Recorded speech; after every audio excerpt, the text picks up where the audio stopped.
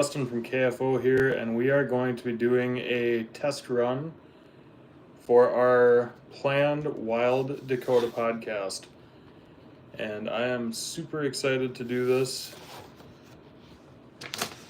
So, what we have in store for tonight, we are going to be talking about, as the title says, dogs and some gear and a little bit of our preseason prep and like what we've got coming up this year. So, if you join in, make sure to comment an experience you've got with a hunting dog, some of your favorite hunting dog gear, or what you're looking forward to hunting this year. Like I said, this is a test run, so we're going to see how it goes. First time really doing a structured live for me, so let's just see what happens from here. So our first segment is going to be on dogs. So we started getting ready for hunting season last week. We took the dogs for a run, and it was hot, very hot and humid. So it didn't take much for the dogs to get wore out. And that just kind of brings me to the point of, like, if you expect your dogs to be good to go hunting after just hanging out all summer, maybe playing a little fetch here and there, you got to go and condition them. It's kind of just like you can't go run a marathon with no training, right? So typically the path that I'll run Coda and Kaiser on, it's about a section worth. And these guys maybe made it about a half mile, almost a mile, and they were pretty wore out already. So we're going to keep building off of that, and honestly, it kind of worked out that they were tired at that point, because you should be giving your dogs the opportunity to build up their pads on the bottom of their feet. So it worked out. Probably would have been a good thing to just go out there and let them run 5 miles. Their pads aren't ready for that after having a cush summer just hanging out in the backyard.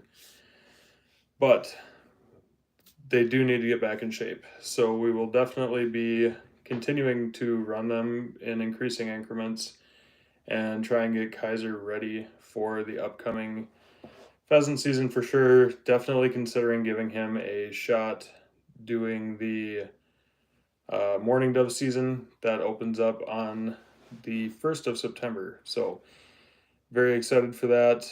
And Christopher gets to go on his first hunting trips where he actually gets to hunt this year. So that is also super exciting. He's got his hunter safety done now, so looking forward to spending a lot of time with him out in the field. We've already prepared everybody that we are going to be busy on the weekends. Hey to everybody that is hopping on YouTube. Welcome to our live stream. So we got them out for their run. A couple funny things about my dogs. So Kaiser and Coda are both German wire hair pointers. Coda loves water. Kaiser hates water. Coda's gun shy. Kaiser lives to hunt. But Coda's an amazing retriever, and I wish it would have worked hunting-wise for him, because I think those two as a pair would be awesome. Kaiser's really good at holding a tight point and pretty good at retrieving birds, but also wants to keep that bird, and we're continuing to work on that. Whereas Coda does not like to point. We actually sent him to training for a long time trying to get him to go on point, and it just never really panned out that way. They did temporarily break him of the gun shyness, which was nice, but he's a hell of a retriever, and it doesn't matter water, land, Coda will bring it back to you no matter what. Kaiser does have a little bit better nose, so that's just a little bit about the dogs. Well, maybe I can figure out which way to go here. So Coda is on the right, Kaiser is on the left. But they're great dogs. Kaiser, I don't think I've ever seen a dog with such a high drive. He's just insane when you get him out in the field. Just the way he will track down any bird and just will not give up. So that's a little bit about the dogs, kind of their quirks. Like I said, the water thing, Kaiser hates it, which I don't know. he's coming around to it a little bit, but Coda's always been a water dog, and then just, Coda being gun shy, it's really inconvenient for hunting with as good as everything else that he is. He's a very good listening dog. Can pretty much ask him to do anything, and for a dog, he understands it, so that's awesome. So next up, we have our preseason prep. So we're just outside of 2 weeks of everything showing up. So I this year have wanted to really lock in what we have for a dog setup, and have actually ordered a bunch of stuff from Roughland Kennel just for better securement, better safety for the dogs, more comfort. One of my favorite purchases I think that I made is the tie-down kit.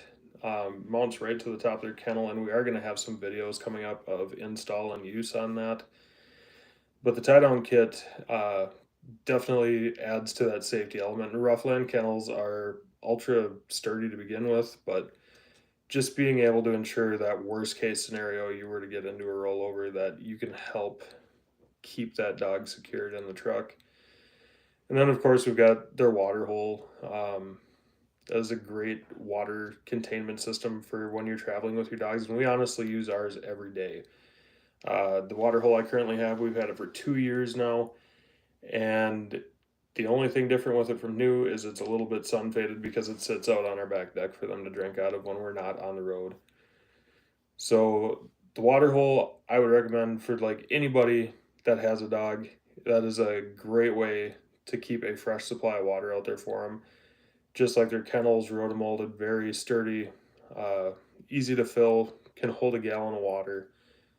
So go, if you've got a dog, I'd recommend that you go get a water hole.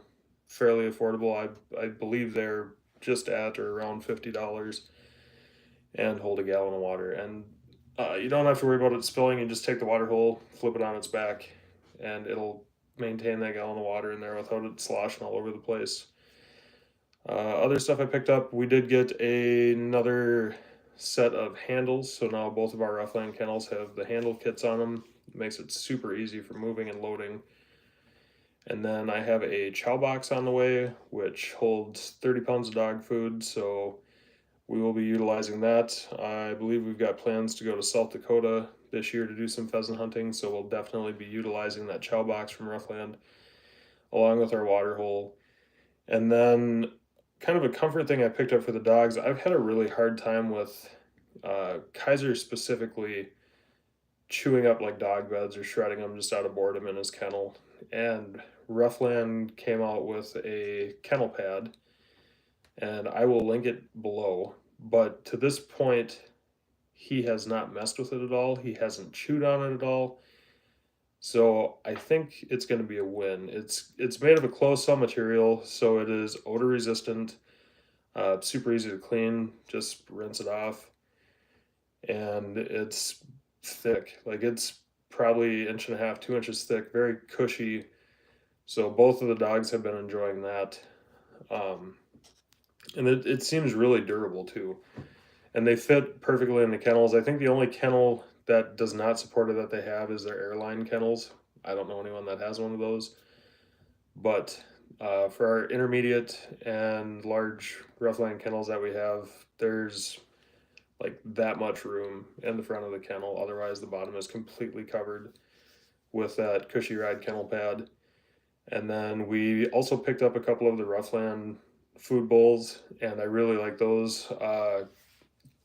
Kaiser and Coda both, actually, when they go into their kennel, sometimes I feed them in their kennels, would tip their traditional metal bowls over. And with the wider base on these Roughland food bowls, they can't tip them over. So that's been nice, not having a mess to clean up, and just kind of keeps the food in one place. And I don't know what it was with the change, but Kaiser is very food obsessed, food motivated. He'd wipe out a bowl of food within a matter of minutes, but ever since we started using that Roughland dog food bowl, he's actually really slowed down on his eating, and I don't know a reason on it. It's just the timing of it was weird, because it was like we changed bowls and all of a sudden the eating habit changed altogether. Like I'll go into his kennel now to let him out in the morning and there'll still be food in the bowl, whereas it would have been out when I let him out for the last time the night before. So that's some of the preseason gear prep we've been doing. Like I said, just trying to get where our dogs are better secured in the vehicle. We're able to more easily travel with them and not have to bring like a 40-pound bag of dog food with. You can grab that chow box. It's got a dog food built into the top of it that you can take off and just throw that in the truck with their water hole, the 2 kennels, and they've got their pads in the handles so it's easy to move and they're comfortable on the ride as well. Let's see, other gear that we're working with this year. We're gonna have to try and find some clothing for Christopher. For Upland, I was gonna look at going with McAllister just because we are such big fans of Drake Waterfall. We use Non-Typical by Drake, Old Tom by Drake, and then like the traditional Drake Waterfall. For their Upland, they did have McAllister, and it seems like they're phasing that out. So I'm not really sure what the deal is with that. Last year they had, at least upper and lower clothing, some hats, and some like traditional waterfaller gear. But this year now everything has either been clearanced out, and even stores like Rogers and stuff, there's nothing left on there. So not really sure what's going on with McAllister or Drake, if they plan on having some sort of an Upland line anymore or not. But I ran banded chaps and a banded big stone vest for years now, and they work just fine. So with the chaps, the biggest thing that you got to remember to do is like reapply some mink oil or water repellent wax to them. But I actually really enjoy those chaps that I have from them for upland hunting. All right. What else do we got to talk about? Like I said, guys, this is just kind of a test. This is something we're looking at doing. I do have a list of guests that I would like to have on, and hopefully we will have a studio by the time that we are actually going to do these podcasts. But I just kind of wanted to hop on and gauge reaction and kind of gauge the format and flow. I listen to a few podcasts on a regular basis, and I think it's something that would be fun. It'd be a great way to be able to interact with you guys and share information. Can maybe hit some hot button topics like the price of shotgun shells right now, because holy crap, those have gotten expensive. But just something we're looking forward to. I think we are planning on doing the full podcast setup and being ready to go by January of 2026. And not all of those are going to end up being live like this. We'll probably do a few every now and then, but most of the guest ones will be pre-recorded, just based on scheduling and stuff. So, but since we have a few people on watching right now, I'm curious, what do your guys' openers look like this year? Or what kind of dogs do you guys have and why? And what is one piece of gear that you can't hunt without?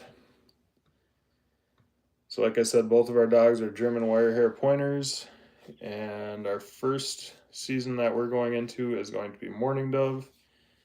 So that starts in 2 weeks, and then we've got a youth waterfall hunt the 20th of September and a youth pheasant hunt on the 4th of October, and then a youth deer season the end of October, and then everything in between there. We've got a super busy fall. I actually had to make a binder to schedule out all the different seasons and openers and trips that we've got planned for hunting this year.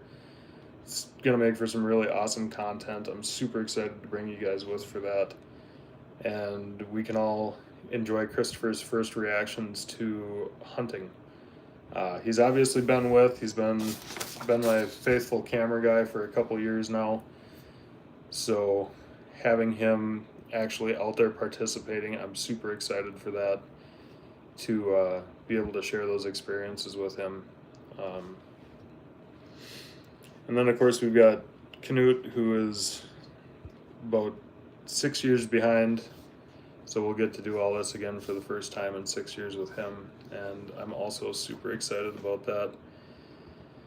And I am just waiting for him to be old enough where he can start tagging along, because I know we are going to have a great time. But with that being said, since it looks like we are kind of running low on people that are hanging out with us tonight, thank you again if you did tune in, for just joining in. Like I said, this was just something I wanted to try just to get a feel for, see if it's something that I really wanted to do. And I think with time and setup and getting the right guest on, it could be a lot of fun. It's something that I think we could present a lot of information or insight into different things. And we could have some great discussions on here when we do lives, get people involved with that. Make sure if you haven't yet, head over to our YouTube, subscribe on there. We're really starting to grow something special on there, and the content is going to be flowing in like crazy as soon as we start hitting some of these hunting seasons. We've had a fairly busy summer with fishing. The Muskie Mission series has been stressful. We've gone to a couple different lakes for muskies that had some really high potential. Beers Lake up in Maplewood State Park, I'll say it now because it's been a few months, and Lobster Lake by Alexandria. Grew up fishing that lake forever, and sorry, just looking at some comments here. Grew up fishing lobster, caught one muskie out there, was with for a few others that were caught, so was just really hoping to get it done. And at this point in the year, I don't think it's going to happen. We probably should have started that Muskie Mission series sooner, but we will definitely be continuing that next year. I do have one more trip up to Grand Forks with Captain Brad Durick, and we will be going out catfishing on September 2nd. And we are taking our catfishing trip giveaway winner, Mary, out with one of her friends to try and get her after some giant channel catfish. So that is also going to be on the channel, and I'm really excited for that trip. She was super jacked about it, so that should be a fun trip no matter what happens. And I was just looking over the pictures from the Drayton tournament that Brad helps run, and it looks like the bite is definitely picking up there, so hopefully doing the same in Grand Forks. And then I will be fishing a half day with him after that, so hopefully we can pad some stats for this year for catfishing up on the Red River. But with that being said, I'm going to sign off for the night. Thank you guys for everyone that tuned in. Look forward to doing this again. We'll probably do a couple more little test runs like this before we actually launch the full podcast. So thanks again. Have a good night, everybody. And don't forget to like, subscribe on YouTube, and follow and like our Facebook page, and check us out on Instagram.